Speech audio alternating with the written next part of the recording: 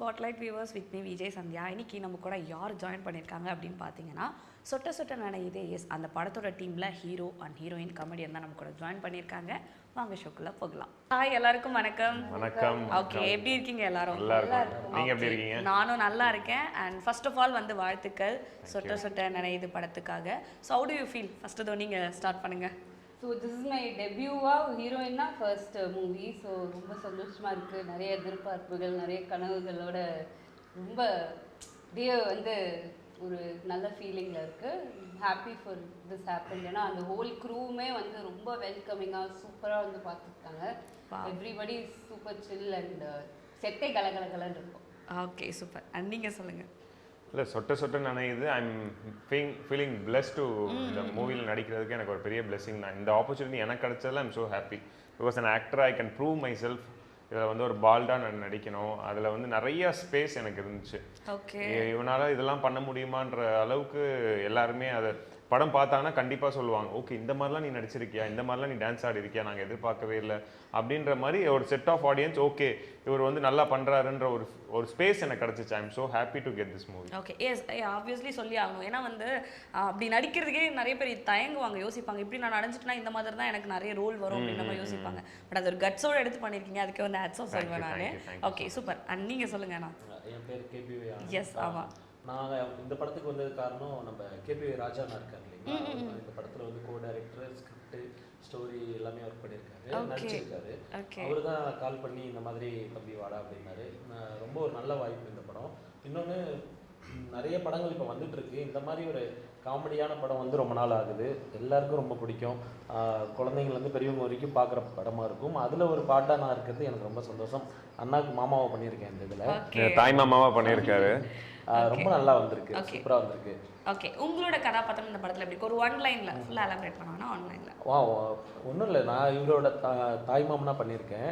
தாய் மாமன்னா ரொம்ப ஏஜ்டு மாமா கிடையாது, ரொம்ப யங் மாமா. ஆமாம், ஒரு காமெடி ரோல் இதில். ஆக்சுவலாக வந்து மாமா ஒரு பொலிட்டிஷியனாக பண்ணியிருக்கேன். படம் ஃபுல்லாகவே வந்துகிட்டே இருப்போம். இவருக்கு நல்லதும் பண்ணியிருக்கேன், கெட்டதும் பண்ணியிருக்கேன், அந்த மாதிரி ஒரு மாமாவாக இருக்கேன். நல்லா, ஆனால் comedy full and full comedy தான் படம்.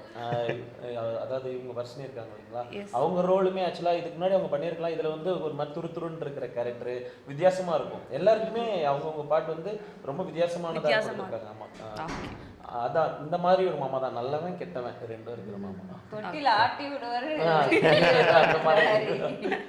Wow, super. அண்ட் நீங்கள் சொல்லுங்கள். உங்கள் கேரக்டர் ட்ரைலர் பார்த்தாலே தெரிஞ்சிச்சு, பட் இருந்தாலும் ஒன்லைனில் உங்கள் கேரக்டர் வந்து எப்படி இருக்கும் மக்களுக்காக சொல்லுங்கள்.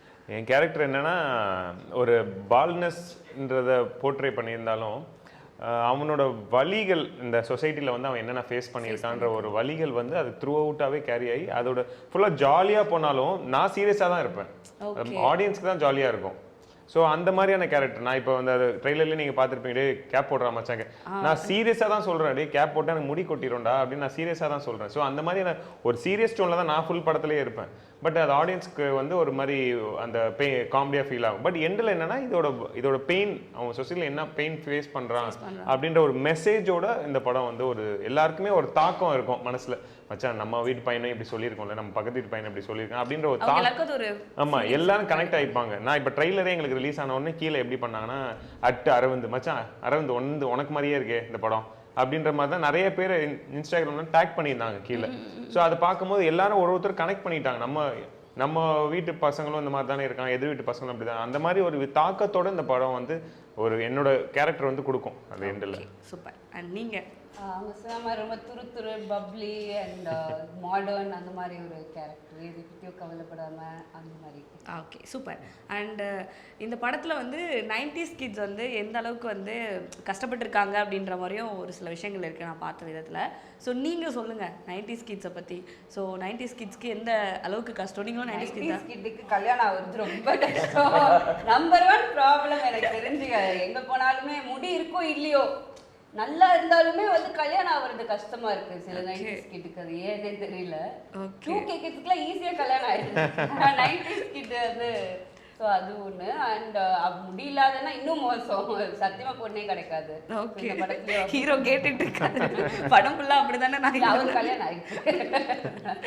Okay, super. அண்ட் நீங்கள் சொல்லுங்கள் அதை பற்றி 90s கிட்ஸ். இல்லை இப்போ என்னென்னா, நான் ஆல்ரெடி முன்னாடி இன்டர்வியூஸில் சொல்லியிருக்கிறது தான், இப்போ வந்து இந்த முடி இல்லாதது ஒரு பெரிய குறையாயிடுச்சு. இப்போ உங்களுக்கு வந்து எல்லாம் ஃபஸ்ட்டு இவன் வேலைக்கு இல்லையா, இந்த வேலை போயிட்டு இருக்கானா செட் ஆகாது, இவனுக்கு சொந்த வீடு இல்லையா, ஐயோ செட் ஆகாது, இப்படி மாப்பிள்ளை சொன்னதை இவன் வந்து நல்ல அழகா இருக்கானா, நல்ல முடியோட இருக்கானா, முடி இல்லையா, ஐயோ நான் வேணாப்பா அப்படின்னு சொல்ற காலம் போயிடுச்சு.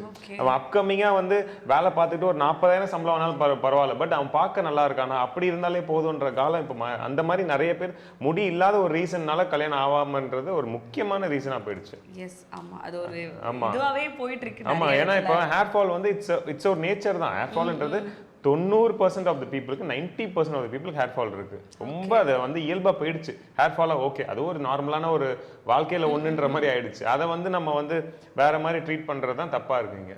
எஸ், எக்ஸாக்ட்லி, கரெக்டா சொன்னீங்க. ஓகே, அண்ட் நீங்க சொல்லுங்க. 90s கிட்ஸ் ஆக்சுவலாக என்னன்னா எல்லாருமே 90s கிட்ஸ் தானே?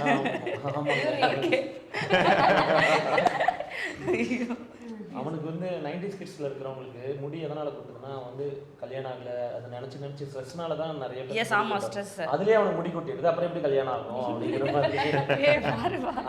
இன்னும் கல்யாணம் ஆகலன்னு டென்ஷன் ஆயிடுறான், அப்புறம் அவனுக்கு முடி கொட்டிடுது. அது காரணம் யாருன்னா பொண்ணுங்க, நீங்கள் தான். ஐயோ, என்னங்க எப்படி சொல்லிட்டீங்க?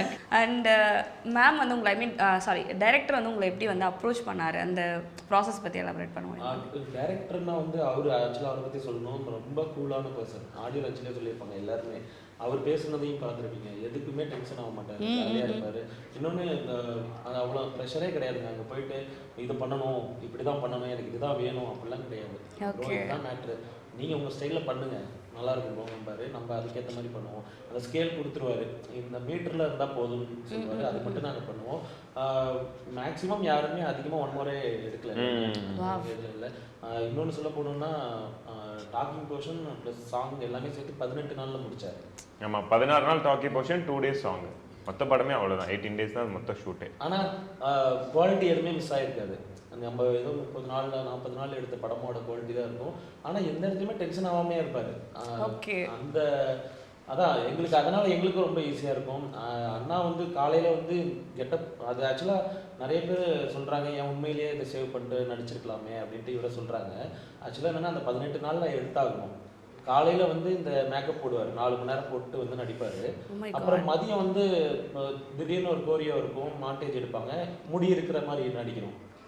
திரும்ப ஈவினிங் ஒரு 4 மணிக்கா திரும்ப அந்த கெட்டப் போடணும், ஒரு 4 மணி நேரம் போடணும். நைட்டு ஒரு சீன் தான் பெண்டிங் இருக்கும், ஒரு ஷார்ட் தான் இருக்கும். ஆனால் அதுக்கு போட்டாங்க, அவ்வளோ கஷ்டப்பட்டு தான் பண்ணியிருக்காரு. நிறைய ஹார்ட் ஒர்க் பண்ணி தான் இந்த படம் பண்ணியிருக்காங்க. இது வேறு லெவலில் இருக்கும் அண்ணாக்கும். ஓகே ஓகே, இவர் சொன்னோன்னே ஐ தாட் இந்த படத்தில் வந்து கண்டிப்பாக ஸ்ட்ரகிள்ஸ் நடந்திருக்கும். இப்போ உங்களுக்கு இல்லை, பேசிக்காக எல்லாருக்குமே இந்த ஒரு சீன் இதுக்காக நான் ரொம்பவே வந்து மெனக்கெட்டேன் அப்படின்னு அந்த மாதிரினா என்ன சொல்லுங்கள்? ஃபஸ்ட் நீங்கள் சொல்லுங்கள், நடத்து.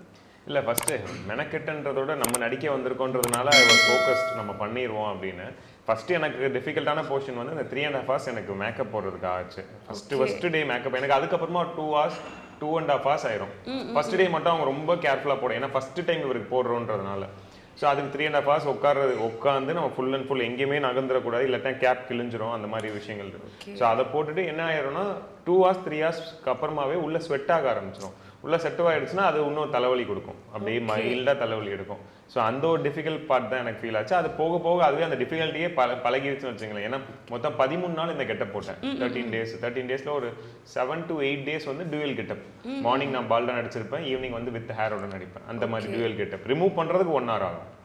ஸோ இதுதான் என்னோட டிஃபிகல்ட் பார்ட்டாக ஃபீல் பண்ணது. பட் இது வந்து நம்ம ப்ரூவ் பண்ண வந்திருக்கனால இது டிஃபிகல்ட்டுன்னு சொல்ல மாட்டேன். இது எனக்கு கிடைச்ச சேலஞ்சை நான் ப்ரூவ் பண்ணிக்கிட்டேன், அவ்வளோதான். அதுக்கான நேரமும் காலமும் இருந்ததுன்னா உண்மையிலே பண்ணிட்டு நடிச்சிருப்பாரு. ஆமாம், நாங்கள் ஃபர்ஸ்ட் பிளான் அதுதான் இருந்துச்சு. டேரக்டரும் நாங்களும் ஃபர்ஸ்ட்டு டிஸ்கஸ் பண்ணது உண்மையாகவே நம்ம பால்டு போட்டுருவோம், வல்க்கு அடிச்சிருவோம், சென்டரில் மட்டும் அடித்து நம்ம பண்ணிடுவோம் அப்படின்னு தான் ஃபஸ்ட்டு. அப்புறம் நாங்கள் டியூவல் கெட்டப் போகிறது, இப்போ இந்த சீக்வன்ஸ் இப்படி பண்ணோன்னா நம்மளுக்கு கிட்டத்தட்ட ஒரு 8 months 1 year ஆயிரும் நம்ம படம் முடிக்கவே. அப்போ ஒர்க் அவுட் ஆகாது, நம்ம வந்து ப்ராஸ்தட்டிக்கே போயிடலாம்னு சொல்லி தலைவருக்கு பண்ணுறவங்க தான், தலைவர் சார் ரஜினி சாருக்கு பண்ணுறவங்க தான் வந்து இதை ஃபுல் அண்ட் ஃபுல் அவங்க அந்த இதில் ஒர்க் பண்ணுற டீம் தான் நம்மளுக்கு வந்து பண்ணாங்க. ஸோ இட் வாஸ் ரியலிஸ்டிக்காக இருந்துச்சு. எஸ், அப்படி பார்க்கும்போதே அப்படிதான் இருக்கு. Okay, super. அண்ட் நீங்க சொல்லுங்க, உங்களுக்கு இந்த ஒரு விஷயத்துல சேலஞ்ச் எல்லாமே வந்து இஷ்டப்பட்டு பண்றதுனால அது கஷ்டமா தெரியல அப்படின்னு சொல்லலாம். ஈஸியா போச்சு, ஜாலியா. அந்த பேஷன் இருக்குல்ல. ஸோ எதுவுமே கஷ்டம் ஆப்வியஸாக ஒரு கேரக்டர் பண்ணுறோன்னா அதுக்கான ஹோம்ஒர்க் பண்ணியிருப்போம், என்னென்ன பண்ணணும், நம்மளோட இன்புட்ஸ் இதெல்லாம். பட் எல்லாமே இஷ்டப்பட்டு பண்ணதுனால கஷ்டத்துக்கு. வா நைஸ். ஓகே. அண்ட் இந்த படத்துலேயே உங்களுக்கு எல்லாருக்குமே பிடிச்ச ஒரு சீன் இருக்கும் இல்லையா? பர்டிகுலராக இந்த சீன் எனக்கு ரொம்ப பிடிக்கும், ரொம்ப கனெக்ட் ஆச்சு அப்படின்னா என்ன சீன் சொல்வீங்க? ஸோ அந்த சாங் முடிஞ்சிட்டு ஒரு சீன் ஒன்று வரும். சீனை சொல்லிடாதீங்க. ஓகே. ரொம்ப ஐயோ சீன் தயவு செய்து சொல்லிடாதீங்க. சாங் முடிச்சிட்டு ஒரு சீன். ஓகே. அந்த கோல்கப்பா சாங் முடிச்ச உடனே இமீடியட்டா ஒரு சீன் வரும். ஸோ அந்த சீன் வந்து எனக்கு ரொம்ப பர்சனலாக எனக்கு நடிக்க அது ரொம்ப பிடிச்சிருந்துச்சு. Because I also added my input அதில். ஓகே. நான் படம் பார்த்துட்டு அந்த சீன் இப்போ ஆடியன்ஸ்லாம் அதுதான் கமெண்ட்ஸ் கொடுக்குறாங்க. அந்த scene is coming out really வெல்ன்ற. ஏன்னா அதுவும் ஒரு எக்ஸ்ட்ரா பூஸ்ட்னால ஓகே அதுதான் நம்ம ஃபேவரட் சீன். ஓகே. நீங்க சொல்லுங்க. இல்லை நான் படத்தில் வந்து அந்த கிளைமேக்ஸ் போர்ஷன் ஒன்று இருக்கும். இதுதான் கிளைமேக்ஸ் போர்ஷன். அதில் வந்து அந்த டோட்டல் ஒரு பால்ட்னஸோட வலியை எக்ஸ்பிளைன் பண்ணி ஒரு டைலாக் நான் பேசியிருப்பேன் படத்தில். ஸோ அது வந்து எல்லாருமே என்னோட கமெண்ட்ஸ் எப்படி கொடுக்குறாங்கன்னா நல்லா கனெக்ட் ஆச்சு, நீங்கள் கரெக்டாக சொன்னீங்க, அந்த விஷயம் வந்து எல்லாரையும் வந்து நல்ல ஒரு தாக்கத்தை உண்டாக்குச்சுன்னு சொல்லி எல்லாரோட ஃபீட்பேக். எனக்கு அந்த சீன் ரொம்ப நான் நடித்தோன்னே எல்லாரும் கிளாப் தட்டினாங்க. எனக்கு அது ஸோ ஓகேடா நல்லா ஒரு இது பண்ணிட்டடா. ஏன்னா அந்த இடத்துல நிறைய பேருக்கு கண் கலங்குச்சு. செட்டில் நிறைய பேருக்கு கண் கலங்குச்சு அந்த சீக்வன்ஸ் முடிச்சோம். ஸோ அது பிளெஸ்டாக நினச்சேன். ஓகே இந்த மாதிரி சீக்வன்ஸ் நம்மளுக்கு அமைஞ்சிச்சு, அதை நம்ம ப்ரூவ் பண்ணிட்டோம் அப்படின்ற ஊரில் எனக்கு ரொம்ப சாட்டிஸ்ஃபைடான ஒரு எனக்கு ரொம்ப பிடிச்ச சீக்வன்ஸ் அது. Okay super. அன்னிங்க எனக்கும் அந்த சீன் தான். ஆக்சுவலாக நான் அப்போ இருந்தேன் அங்கே தான் இருக்கேன், மாடியில் எடுத்தாங்க. படிக்கும் போதே ஸ்கிரிப்ட் படிக்கும் போதே நான் சொன்னேன் இது செம்ம ஸ்ட்ராங்காக இருக்கும் நீங்கள் பண்ணுங்க அப்படின்னு சொல்லி நான் அப்போவே சொன்னேன். ஆமாம் அந்த சீன் தான் வேறு லெவலில் இருக்கும். அது மட்டும் இல்லாமல் இதில் வந்து எல்லாருமே அவங்கவுங்க வேலையை கரெக்டாக பண்ணியிருக்காங்க. சூப்பராக இருக்குது. இந்த டீம் அடுத்ததே வேறு லெவல் போகிற மாதிரியான சீன்ஸ்லாம் நிறையா இருக்குது ஒவ்வொருத்தருக்கும். ஏன்னா நம்ம அதுக்காக தான் வந்தோம் இங்கே, நம்ம சீனில் பார்க்கணும், அதை பார்த்துட்டு 4 பேருக்கு நம்மளை விஷ் பண்ணணும், கூப்பிடணும், அந்த மாதிரி தானே நம்ம அதுக்காக தானே. கண்டிப்பா எல்லாருக்கும் 10 பொருட்கள் பக்காவாக இருக்கு. அது வந்து கரெக்டாக இருக்கும். அந்த சீன் சூப்பராக வந்துருக்கு. Okay super. அண்ட் வந்து இன்னொரு விஷயம் என்னென்னா பாடி ஷேமிங். இது வந்து எங்கே பார்த்தாலுமே இந்த ஒரு விஷயம் இருக்குது. ஸோ இந்த படம் வந்து கொஞ்சம் கனெக்ட் ஆகுது. லைக் இப்படி இருக்கவங்கள நம்ம எந்த அளவுக்கு வந்து பாடி ஷேம் பண்ணுறோன்றதுக்கு ஒரு நல்ல எக்ஸாம்பிள். ஸோ நீங்கள் பாடி ஷேமிங் பற்றி என்ன நினைக்கிறீங்க? இல்லை பாடி ஷேமிங் பற்றி நான் இந்த படம் ஃபஸ்ட்டு கதை என்கிட்ட சொன்ன உடனே எனக்கு ஃபஸ்ட்டு இந்த படம் எனக்கு கனெக்டிங் வந்து ஒரு மாதிரி டவுட்ஃபுல்லாகவே இருந்துச்சு. இது எப்படி கனெக்ட் ஆகும், ஆடியன்ஸ்ட்டு எப்படி போகும். நான் இப்போ உண்மையாகவே நான் பாடி ஷேமிங் பண்ண என்னோடய ஃப்ரெண்டுக்கிட்டையும் கசின்கிட்டையும், அவனை ஒருத்தன் பால்டாக இருக்கான், அவன்கிட்டலாம் நான் போய் கலாய்ச்சிருக்கேன். டே சொட்ட அதுன்னு நானே சொல்லி கலாய்ச்ச காலம் உண்டு. அப்போ அவன்கிட்ட போய் கேட்கும் போது நீ என்னென்ன விஷயங்கள் இதனால ஃபேஸ் பண்ணுன்னு சொல்லும் போது அவன் வந்து எனக்கு கொஞ்சம் சில வழிகள்லாம் சில விஷயங்கள் நடந்த விஷயங்கள்லாம் சொன்னான். So painful for me. அப்போ அங்கே இருந்துகிட்டே நான் கால் பண்ணி அவிதிட்ட சொன்னேன், ப்ரோ இது கண்டிப்பாக நம்ம கதை ஒர்க் அவுட் ஆகும், கனெக்ட் ஆகும். எனக்கு கண் கலங்கிடுச்சு. அவன் வந்து சில விஷயங்கள்லாம் ரொம்ப கஷ்டமாக இருந்துச்சு அவனோட ஃபேஸிங்ஸு. ஸோ அது எனக்கு ரொம்ப பர்சனலாக ஒரு தாக்கத்தை உண்டாக்குச்சு. அந்த பாயிண்ட்லேருந்து நான் முடிவு பண்ணேன், இனிமேல் லைஃப்பில் யாரையுமே கிண்டலுக்குற பாடி ஷேமிங் சொல்லக்கூடாது, பாடி ஷேமிங் வார்த்தையை வச்சு நம்ம அவங்களை கிண்டல் அடிக்கக்கூடாது, எந்த வார்த்தையும் சொல்லி கிண்டல் அடிக்கக்கூடாது அப்படின்றதுல ஐ வாஸ் அதை ரொம்ப ஸ்ட்ராங்காக பிலீவ் பண்ணேன். ஸோ அந்த விஷயம் வந்து இந்த படத்தில் நம்ம ஒரு ஸ்ட்ராங்காக கன்வே பண்ணியிருக்கோம்.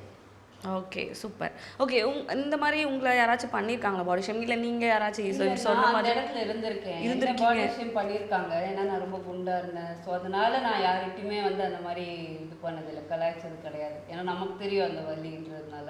Okay super. நீங்க நமக்கு தாடி ஷேவிங்னா தெரியுங்க, அதெல்லாம் நமக்கு தெரியாது. நம்மளும் யாரும் அந்த மாதிரி பண்ணதில்லை. ஆனால் இந்த மாதிரி விஷயங்கள் வந்து நான் பார்த்துருக்கேன். நம்ம ஸ்கூல் படிக்கும்போதே சாருக்கு அந்த மாதிரி இருந்ததுன்னா வராண்டா சொட்டை இந்த மாதிரிலாம் சொல்லுவோம். நான் இல்லை அதெல்லாம் நடக்கும். அப்புறம் நம்ம படிக்காத படத்தில் ஃபேனை திருப்பினோன்னு விங்கு பறக்கணும்ல மாப்பிள்ளைக்கு, நிறைய பேருக்கு அந்த யாரும் பாடி ஷேமிங்லாம் பண்ணாதீங்க. இது எங்கள் படத்தில் அதுதான் சொல்லியிருப்போம். நல்லா இருக்கும், ஜாலியாக மெசேஜ் சொல்லியிருக்காங்க டேரக்டர். சூப்பர். ஓகே இவ்வளோ நேரம் வந்து ரொம்ப அழகாக வந்து படத்தை பற்றி சொன்னீங்க. இப்போ ஒரு குட்டி கேம் இருக்குது, ஸோ அதுக்குள்ளே போயிடலாமா? ஓகே. அண்ட் நான் இப்போ வந்து ஒரு சாங்கோட லிரிக்ஸ் வந்து ஓகே அது என்ன சாங் நீங்கள் கண்டுபிடிக்கணும். பட் வந்து உங்களோட ஓன் வாய்ஸில் பாடக்கூடாது. இந்த அனிமல் வாய்ஸ் வாட் எவர் நீங்கள் எந்த வாய்ஸில் வேணாலும் பாடலாம். எந்த வாய்ஸ் வேணாலும் பாடலாம். நீங்கள் இந்த ஹம் பண்ணியும் பாடலாம், லைக் இந்த இது ஸ்பானிஷ் மாதிரி இல்லை வந்து கொரியன் மாதிரி அந்த மாதிரி கூட பாடலாம். லிரிக்ஸ் கூட போட்டுக்கலாம். நீங்கள் உங்கள் விருப்பம். ஆனால் நீங்கள் கரெக்டாக அந்த பாட்டை கண்டுபிடிக்கணும் தான். ஓகே ஃபர்ஸ்ட் உங்கள்லேருந்து ஸ்டார்ட் பண்ணலாம். நான் லிரிக்ஸை வந்து படிப்பேன், இதுல நீங்கள் இவங்க அதை ரெண்டு பேரும் வின் பண்ணிடுவாங்கன்னு நினைக்கிறேன். நான் வின் பண்றது கொஞ்சம் பாட்டு கஷ்டம். ரொம்ப கஷ்டம் தான். ஓகே போலாமா? நீ மேர்லின் மன்ரோ க்ளோனிங் இல்லை ஜெனிஃபர் லோப்ஸோட ஸ்கேனிங், ஒன் டே மட்டும் கேர்ள் ஃப்ரெண்டாக வரியா? என்ன பாட்டு? தெரியும், அது பாடக்கூடாதுன்னு பாடணும், ஆனால் நீங்கள் அது வேற வாய்ஸில் பாடணும். வேற வாய்ஸ்ல மிமிக்ரிலாம் அவரு தாங்க பண்ணுவாரு, பாட்டு எஸ்கே வாய்ஸ்ல பாடுவாரு, நமக்கு அதெல்லாம் வராது. பாடுங்க, லைக் அந்த பாட்டு என்ன அதை மட்டும் கண்டுபிடிச்சு பாருங்க, நான் அவர் வேணா அதை ட்ரை பண்ணிட்டோம் வேற வாய்ஸில். கேஸ் பலூன் பாட்டு கண்டுபிடிச்சிட்டீங்களா? பாட்டு கண்டுபிடிச்சேன், அது ஃபர்ஸ்ட் லைன் சொல்லும்போதே கண்டுபிடிச்சேன். அது பாடுங்க நீங்க, கண்டுபிடிச்சிட்டீங்க.